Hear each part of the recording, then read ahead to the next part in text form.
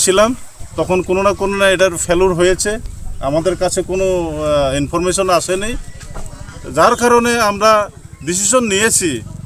আমরা তো শান্তি চুক্তিতে আছি,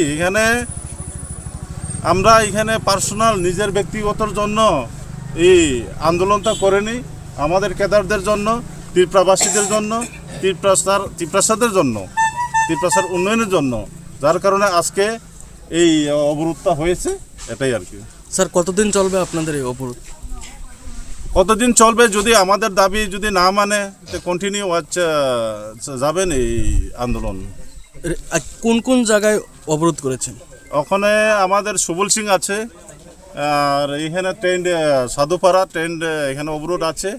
আমি অলরেডি সকাল থেকে ভিজিট করে ওখানে তাই কত প্রেজেন্টলি আমি এসে পৌঁছলাম আর কি। কতজন ক্যাডার রয়েছেন আপনারা টোটালি এই অবরোধে?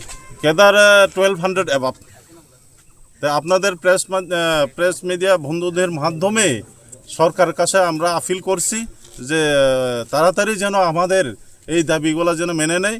অক্ষণ রানিং পজিশনে একটা আমি বার্তা পেয়েছি central government and Tripura state government থেকে, যে তাড়াতাড়ি একটা সলিউশন হওয়ার সম্ভাবনা আছে, এটাই আর কি।